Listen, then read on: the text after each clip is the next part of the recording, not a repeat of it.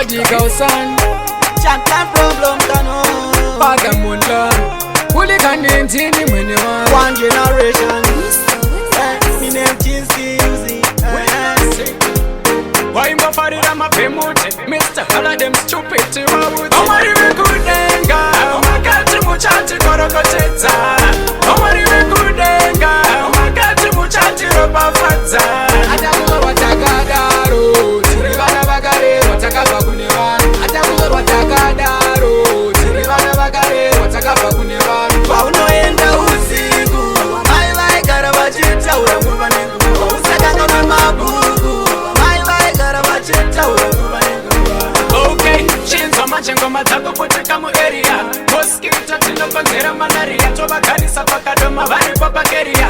Pakeria tumezekuoveria. Ndakatakwa ndakasika pakona ndakabatwa. Ndiri geti 5 ndanga ndakurova sheti. Nemusikanzwa haite prefect.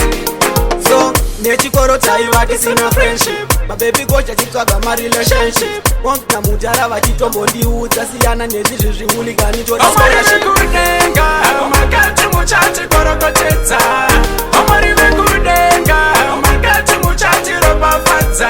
Atakuva watakadaro tiri vana vakarerwa takabva kune vanhu. Atakuva watakadaro tiri vana vakarerwa takabva kune vanhu. Paunoenda usiku mai vaigara vachitaura nguva nenguva. Usakanga nemabuku mai vaigara vachitaura nguva nenguva. Doro ratakatatenga atisi kuzorikweva mama tatenda. Usatipe ngoma ndanga naisa mumasotsi. Bosi munyagirire chamba uya mato. Takuimba akapela uliganifa na munklaro na t-skills. Saitendera papasi kunge tiri kutamba snuka. Klakasi na t-skills chikoro ndachifunga. Upenyu hakusi kutamba. Ndarangarira paya tichisunga chamba paskulazi.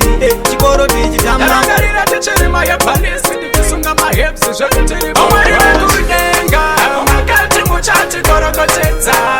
Omari vekudenga makati muchati ropafadza. Atakuva watakadaro tiri vana vakarerwa takabva kune vanhu. Atakuva watakadaro tiri vana vakarerwa takabva kune vanhu. Paunoenda usiku mai vaigara vachitaura nguva nenguva. Usakanga nemabuku mai vaigara vachitaura nguva nenguva. Dzimwe nguva ndaipinda mumbana 1am. Ndanonoka kukwa chindokweshana namete. Sechampiani ndanga ndatochaira masystem. Takucha zvoduma guta nekutenda Mwari. Taunganidza vanhu seguta raMwari. Wilasiritimu naisha Mwari. Ndakaswenda kuchikoro yanga iri haso. Ndichiita mafanizi zvangu ndichinwa kachaso. Haso fomo Prodigal son, dadadangigida. Omari vekudenga makati muchati korokotedza. Omari vekudenga